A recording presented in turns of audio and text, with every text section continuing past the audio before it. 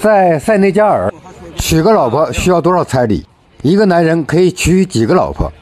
在沈阳的百鸟公园，在这遇到了来这里健身的塞内加尔留学生，咱们跟他唠一唠。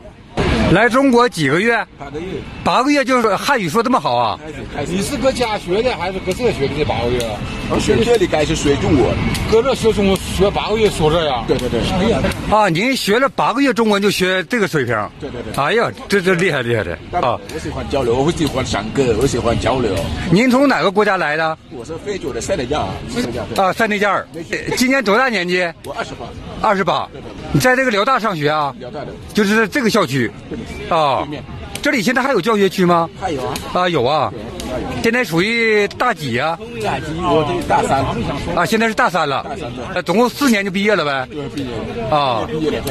将来毕业是准备留在中国，还是回到塞内加尔啊？回我们的国家找工作。啊，找工作。你兄弟几个？2个姐姐，1个妹妹，2个弟弟。我们的家里我们是18个人，一共18个人，我们住在一起，我们都是住在一起。18个人住在一块。18个人，对，我们住在一起。啊，一家人18个人。对。啊，住在一起。住在一起，对。啊。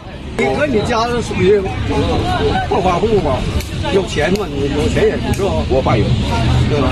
我爸有。塞内加尔一个男士可以娶几个老婆？如果你有很多钱的话，如果没有钱不行。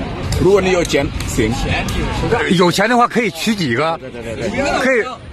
可以娶4个。4个对。哦。如果你没有钱1个。啊。娶一个老婆得多少钱？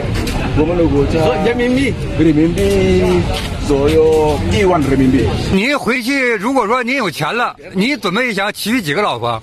啊，娶4个。啊。别说嘛，有钱随便娶。